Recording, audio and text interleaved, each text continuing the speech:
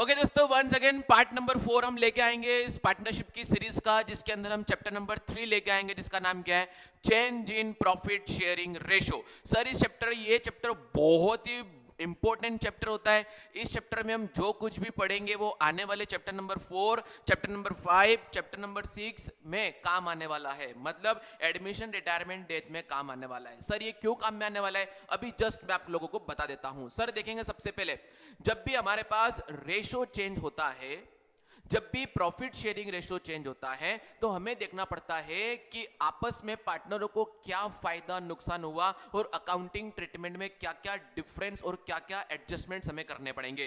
तो सर सबसे पहले हम देखते हैं कि रेशो चेंज कब कब होता है। तो हम देखेंगे सिचुएशन जहां पे रेशो चेंज होता है। सबसे पहला सर होता है change in composition.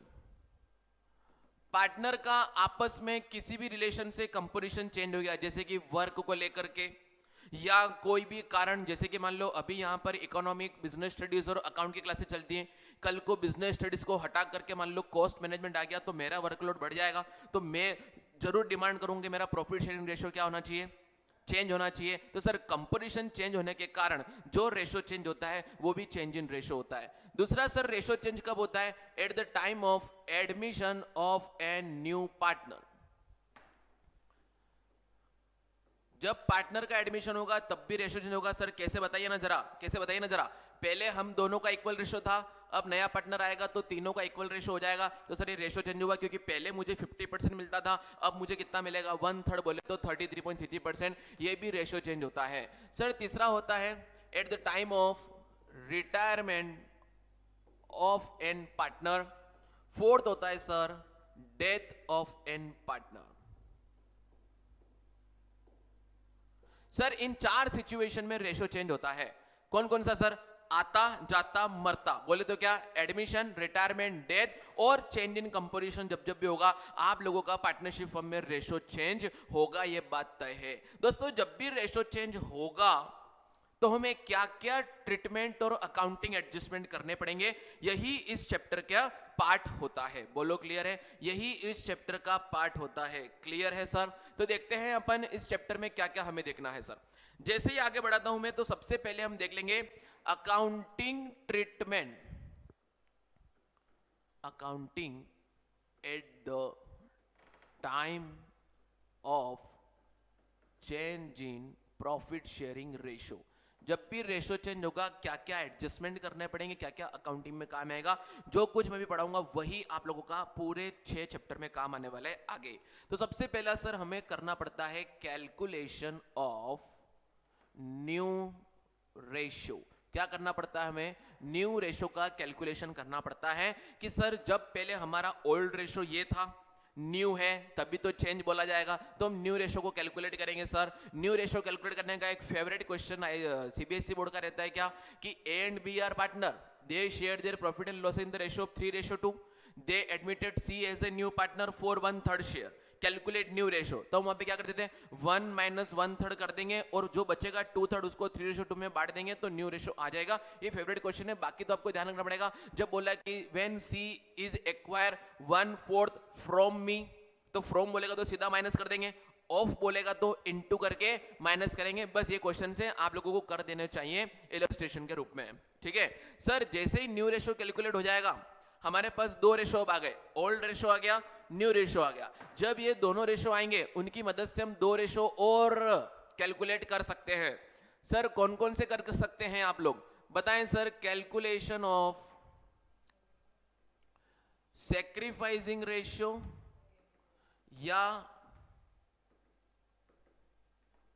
Gaining ratio. बोलो क्लियर है सर। सेकेंड एडजस्टमेंट क्या होगा, calculation of gaining sacrificing ratio. Sir sacrificing ratio को कैलकुलेट करने का फॉर्मूला होगा old ratio minus new ratio, और सर इसका फॉर्मूला होगा new ratio minus old ratio. बोलो क्लियर है सर? सर पार्टनरशिप में अगर एडमिशन चैप्टर पढ़ते हो तो आपको सैक्रिफाइसिंग रेशियो का फॉर्मूला लगाना पड़ेगा, और अगर रिटायरमेंट डेथ पढ़ते हो तो आपको गेनिंग रेशियो का फॉर्मूला लगाना पड़ेगा, क्योंकि हमें देखना पड़ता है यहां पर कि एडमिट होने से हम एग्जिस्टिंग पार्टनरों को कितना सैक्रिफाइस हो रहा है। और जनरली जब कोई नया पार्टनर एडमिट होता है तो जनरली हम एग्जिस्टिंग पार्टनरों को सैक्रिफाइस होता है। बोलो क्लियर है सर? अगर सैक्रिफाइसिंग गेनिंग रेशियो का फॉर्मूला आप लगाओगे और अगर आंसर नेगेटिव में आ गया, जैसे कि सैक्रिफाइसिंग रेशियो का फॉर्मूला लगा के आंसर नेगेटिव में आ गया, तो उस समय वो अपना क्या होता है?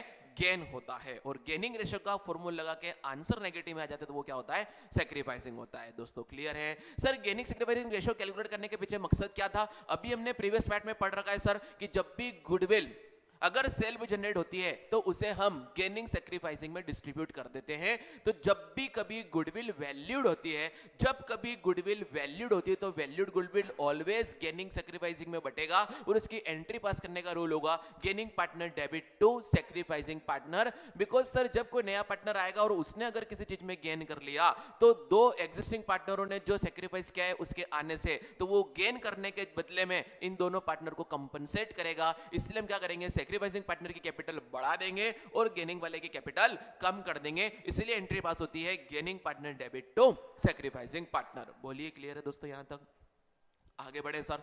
जैसे हमने बोला तो सर एक चीज तो हमें पक्का पता चल गई कि ऑलवेज गुडविल जो वैल्यूड होती है वो गेनिंग सैक्रिफाइसिंग में बटेगी, and always premium for goodwill भी गेनिंग सैक्रिफाइसिंग बटेगा। सर और कोई पार्ट बताओ जो ऑलवेज गेनिंग सैक्रिफाइसिंग बटेंगे? तो दोस्तों देखेंगे जनरली तो revaluation gain loss old partner old ratio में बढ़ता है।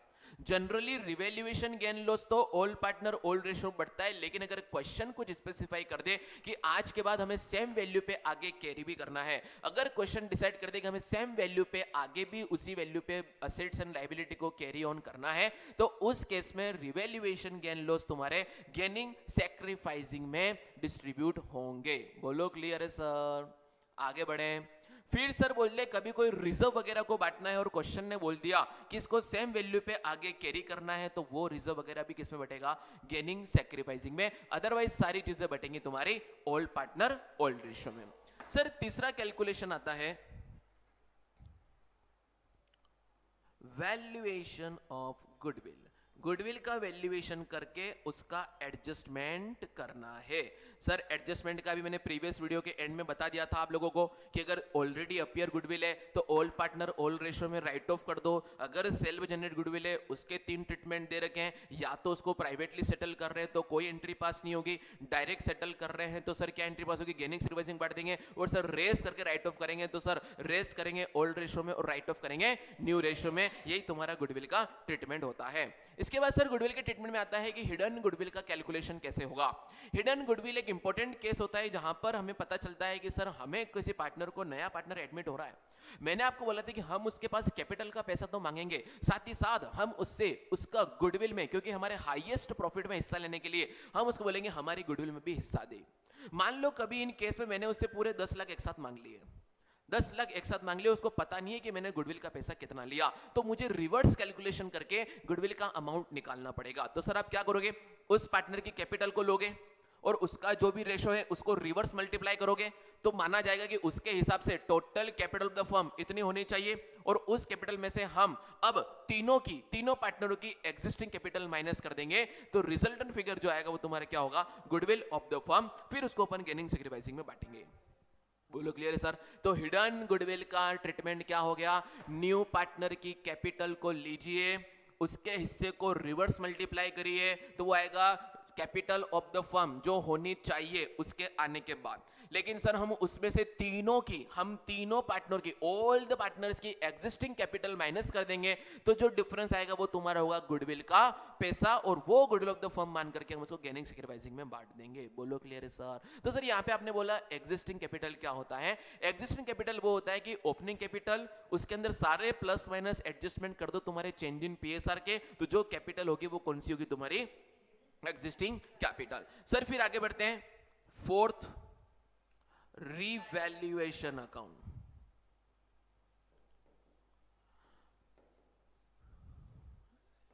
इसको सर मैं पढ़ा रहा हूं आपको नेक्स्ट में। फिर सर पांचवा होता है accumulated profit accumulated reserve, WCR workman compensation reserve, investment fluctuation reserve, fictitious asset, इसका ट्रीटमेंट क्या होगा? ये always old partner old ratio में बढ़ जाता है। देन दोस्तों लास्ट होता है adjustment of capital, adjustment of capital. तो दोस्तों हमने यहाँ 3 तक तो सारे एडजस्टमेंट भी डिस्कस कर लिए, सब कुछ आपको बता दिया। मेन 3 पॉइंट बचते हैं कौन कौन से? रिवैल्यूएशन अकाउंट, और तुम्हारा क्या रिजर्व्स एंड सरप्लस का ट्रीटमेंट क्या होगा, एंड सर क्या आने वाला है? Adjustment of capital. चले सर तो बैक टू बैक इसको अपन देख लेते हैं। सर मैं आपको पढ़ाने वाला हूं रिवैल्यूएशन अकाउंट। दोस्तों आपको हिडन गुडविल याद हो गई ना? क्या करना है सर? इनकमिंग पार्टनर की कैपिटल को पकड़ के उसके हिस्से के रिवर्स मल्टीप्लाई कर दो, जिससे goodwill sorry capital of the firm होनी चाहिए वो आएगी। उसमें से तीनों की एग्जिस्टिंग कैपिटल माइनस कर दोगे तो क्या आ जाएगा? Goodwill of the firm. वही हमारी होगी गुडविल ऑफ द फर्म, उसको गेनिंग रिवाइजिंग में बांट देंगे। बोलो क्लियर है? अभी मैं 4th चैप्टर में जैसे आऊंगा एडमिशन ऑफ पार्टनर में, तो वहां पे आपको ये बातें बता दूंगा। डन। चले sir revaluation account, revaluation account. Sir इसमें क्या होता है, मैं आपको एग्जांपल लेता हूं कि हमारी बैलेंस शीट में, ये मान लो बैलेंस शीट है, हिस्टोरिकल कॉस्ट कॉन्सेप्ट के तहत कोई असेट 10 लाख रुपए की पहले से आ रही है, 10 साल पहले मैंने खरीदी थी। आज अगर रेशो चेंज होगा या कोई नया पार्टनर आएगा या कोई जाएगा या कुछ भी होगा, तो मुझे इसकी असेट में वैल्यू को डिटरमाइन करना पड़ेगा कि आज कहीं इसकी वैल्यू कम ज्यादा तो नहीं हो गई। मान लो वैल्यू 10 से 15 हो गई, तो ये 5 का जो प्रॉफिट है वो मैं उसको भी दे दूंगा कि सिर्फ मैं ही लूंगा, सिर्फ मैं ही लूंगा। तो सर उसके लिए मुझे देखना पड़ता है कि eight the time of change in PSR मेरी जो भी असेट्स थी और लायबिलिटी थी, क्या इनकी वैल्यू में कोई रिवीजन तो नहीं हुआ, क्या इनकी वैल्यू चेंज तो नहीं हुई। तो उसके लिए मैं रिवैल्यूएशन अकाउंट बनाता हूं। तो बताना सर पहले मेरे पास असेट थी 10 लाख की, आज वो असेट हो गई 12 लाख की। इंक्रीज इन असेट होने से मुझे फायदा हुआ कि नुकसान हुआ?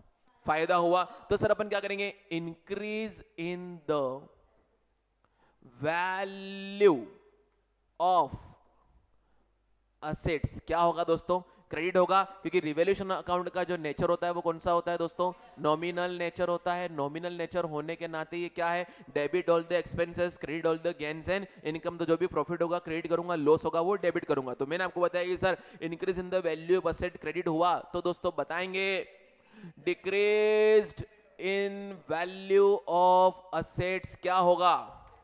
डेबिट होगा। सर अगर लाइबिलिटी की वैल्यू इंक्रीज हो गई तो मेरे लिए क्या है? नुकसान है। तो इंक्रीज इन लाइबिलिटी डेबिट होगा, तो सर डिक्रीज इन लाइबिलिटी क्या होगा? क्रेडिट होगा। मान लो सर कोई अनरिकॉर्डेड असेट है जो पहले नहीं थी, आज पता चली, पूरा मेरे लिए फायदा है, मैं क्रेडिट कर दूंगा। और सर अगर अनरिकॉर्डेड लाइबिलिटी होगा तो मैं क्या कर दूंगा? डेबिट कर देंगे। सर उसके बाद क्या होगा? सिर्फ अगर कोई रिवैल्यूएशन एक्सपेंस होगा तो डेबिट हो जाएगा, जिससे जो भी बचेगा आपका रिवैल्यूएशन गेन जो बट जाएगा old partner old ratio.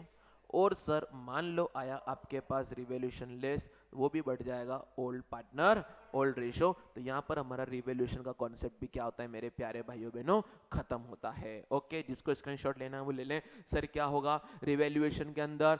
Increase in value of the asset credit, decrease in value of asset debit, increase in liability debit, decrease in liability credit, revaluation expenses debit, unrecorded asset credit, unrecorded liability debit. जिससे तुम्हारा profit loss आएगा वो generally किसमें बटेगा? Old partner old ratio. लेकिन question decide कर दे, अगर क्वेश्चन बोल दे कि हमें सेम वैल्यू पे आगे भी कैरी करना है, तो उस केस में सर ये गेन और लॉस तुम्हारा डिस्ट्रीब्यूट हो जाएगा कौन से रेशो में? गेनिंग सैक्रिफाइसिंग में। बोलो क्लियर है कि नहीं दोस्तों? बाकी बात आपको प्रीवियस वीडियो से सबको समझ में आ जाएगी। मैं जो बोल रहा हूं कॉन्सेप्ट को ध्यान रखना। गेनिंग सैक्रिफाइसिंग में जब भी बांटोगे तो कुछ भी नहीं करना है, उस अमाउंट को पहले ओल्ड में बांट दो, फिर न्यू में बांट दो, रिजल्टिंग फिगर तुम्हारे पास आ जाएगा gaining partner debit to sacrificing partner. बोलो क्या रिवैल्यूएशन खत्म हो गया? सर अब आगे बढ़ते हैं हमारा कॉन्सेप्ट नंबर 4। और कॉन्सेप्ट नंबर 4 कौन सा होता है सर? रिजर्व्स के बारे में। ओके, तो पूरा इसका नाम है undistributed profit losses reserves, workman compensation reserve, investment fluctuation reserve और फिक्टिशियस असेट्स। इनका ट्रीटमेंट क्या होता है? तो बता दो सर जनरली ये सारे जब भी रेशो चेंज होता है तो ओल्ड पार्टनर ओल्ड रेशो में बट जाता है। जैसे कि सर एग्जांपल लेते हैं, जनरल रिजर्व दे रखा है आपके पास 1 लाख रुपए का, प्रॉफिट एंड लॉस का क्रेडिट बैलेंस दे रखा है 1 लाख रुपए का। अच्छा, क्रेडिट बैलेंस तुम्हारे लिए प्रॉफिट होता है और डेबिट बैलेंस क्या होता है, लॉस होता है, पता है आप लोगों को, है ना। तो ये बात ध्यान रखना, अभी मैंने लॉस नहीं दिया है, अभी प्रॉफिट ही दिया है सर। डेबिट बैलेंस होगा, प्रॉफिट लॉस होगा। फिर मैंने बोल दिया कि सर एडवर्टीजमेंट सस्पेंस 50,000 का है और बोला इसको बांट के बताओ, तो हम क्या करेंगे, इनका नेट कर देंगे। तो सर ये प्रॉफिट है, ये प्रॉफिट और ये क्या है, लॉस है। तो सर कितना आ जाएगा मेरे पास, 1,50,000। ये हम पूरा ओल्ड पार्टनर ओल्ड रेशो में बांट देंगे। बोलो क्लियर है कि नहीं, आया समझ में?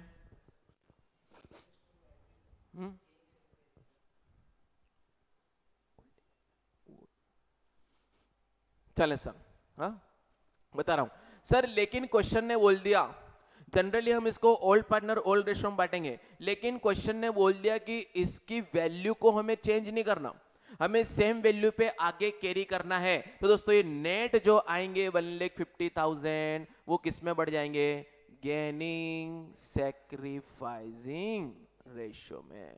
बोलो क्लियर है दोस्तों। जनरली मैंने क्या बोला, सारे profit and losses old partner old ratio में बट जाते हैं, लेकिन सर जब क्वेश्चन ने बोल दिया कि हमें सेम वैल्यू पे आगे कैरी करना है तो वो कौन से रेशो में बटेंगे, गेनिंग सैक्रिफाइसिंग में बट जाएंगे। बोलो क्लियर है सर। अगर प्रॉफिट बांटेंगे तो पार्टनर्स कैपिटल अकाउंट में क्रेडिट होता है, अगर लॉस बांटेंगे तो पार्टनर्स कैपिटल अकाउंट में डेबिट होगा। जैसे जनरल रिजर्व बांटा तो क्रेडिट, P&L का क्रेडिट बैलेंस बांटा तो पार्टनर्स कैपिटल में क्रेडिट, लेकिन वहीं पे डेबिट बैलेंस बांटा तो डेबिट, एडवर्टाइजमेंट सस्पेंस डेबिट। बोलो क्लियर है सर। इसके बाद जैसे ही हम आगे बढ़ते हैं तो हमारे पास दो प्रकार के रिजर्व होते हैं स्पेशल, जिसका पहले का नाम क्या है, वर्कमैन कंपनसेशन रिजर्व।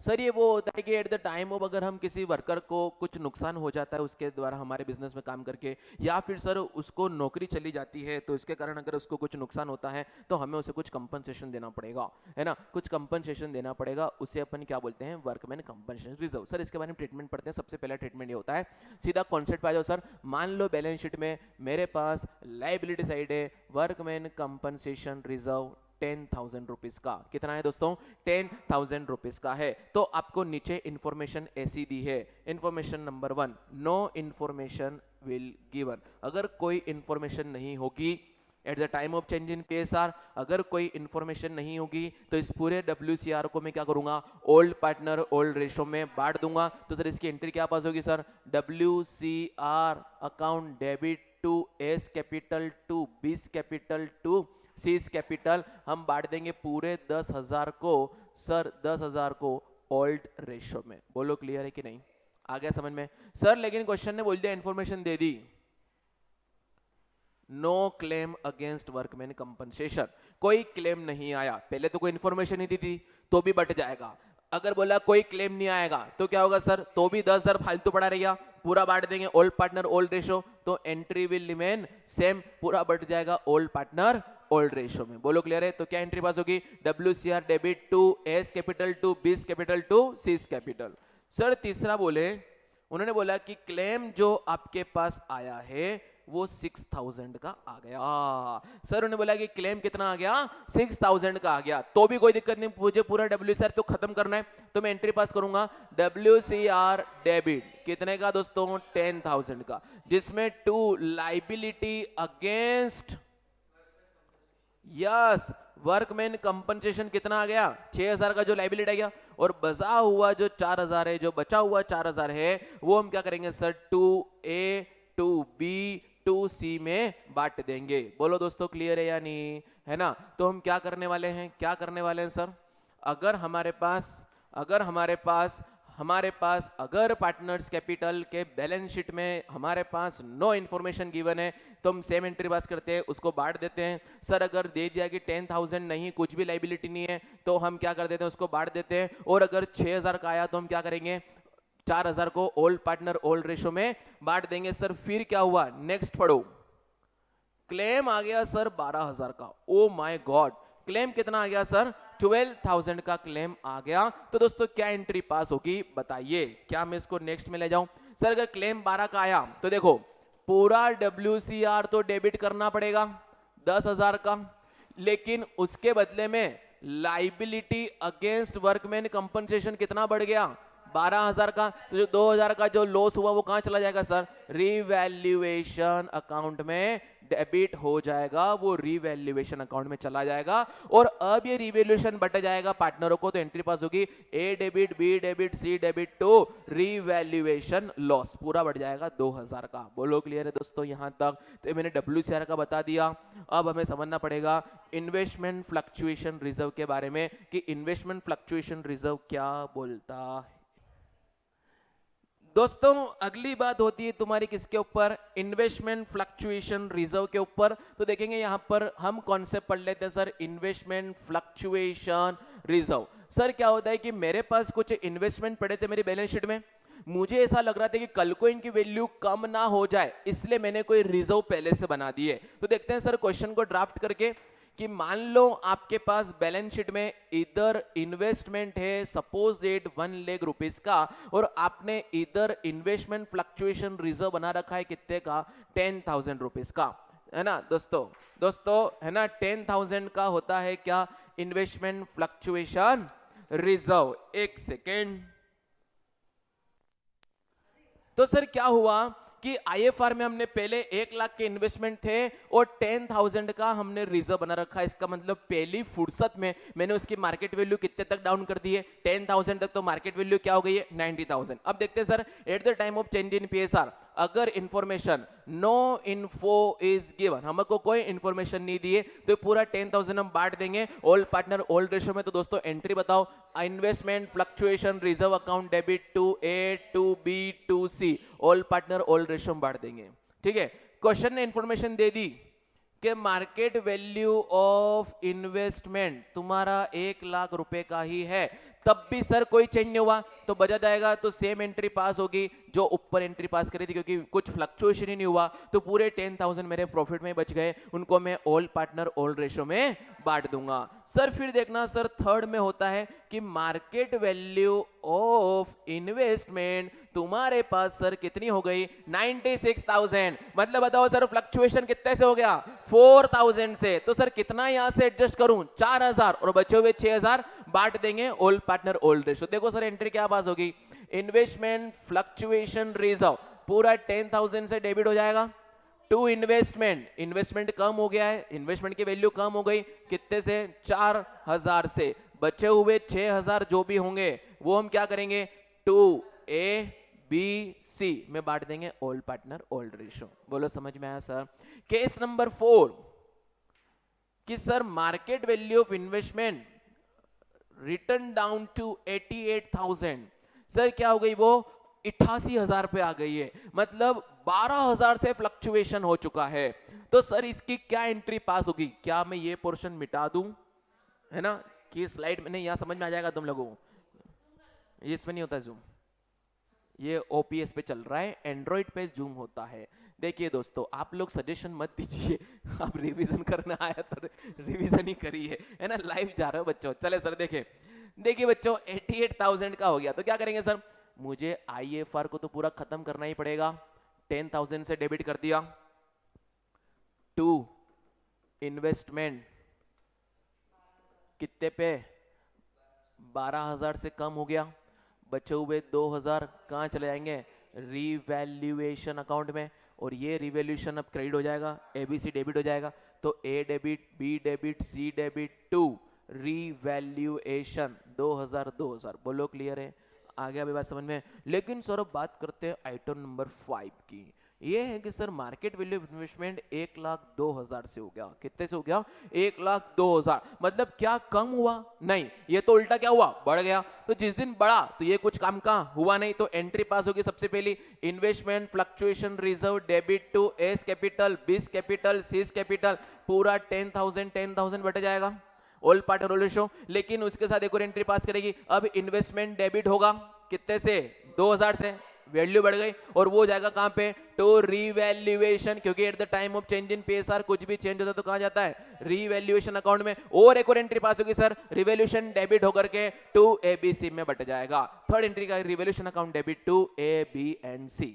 ठीक है दोस्तों, तो यहां पर एंट्री पास होगी revaluation debit to A B C 2000। बोलो क्लियर है सर, यहां तक समझ में आ गया आप लोगों को। तो यहां पे एक और कॉन्सेप्ट खत्म हुआ अपना, कौन सा, चेंज इन पीएसआर के समय पे जो जो अपने पास होता है। देखो कैलकुलेशन ऑफ न्यू रेशो अपने कवर कर लिया, सैक्रिफाइसिंग रेशो कवर कर लिया, गुडविल पिछले वीडियो में कवर हो गया है, इस वीडियो में रिवोल्यूशन कवर हो गया है, और accumulated profit, accumulated losses, general reserve वगैरह सब कुछ कवर हो गया है। डब्ल्यूसीआर, आईएफआर कवर हो चुका है। उसमें ध्यान रखना सर, वर्कमैन कंपनसेशन रिजर्व का मतलब एम्प्लॉयज प्रोविडेंट फंड नहीं होता है। अगर क्वेश्चन में एम्प्लॉयज प्रोविडेंट फंड दे रखा है तो उसको कभी मत बांटना, वो एक तरह का आउटसाइड लाइबिलिटी होता है। बोलो क्लियर है दोस्तों। अब आपका एक ही कॉन्सेप्ट बचा है, क्या, एडजस्टमेंट ऑफ कैपिटल, जो कि मैं इसी चैप्टर के पार्ट नंबर 2 में कवर करूंगा। बने रहिए तब तक एडजस्टमेंट ऑफ कैपिटल के लिए। ओके दोस्तों, बाय बाय।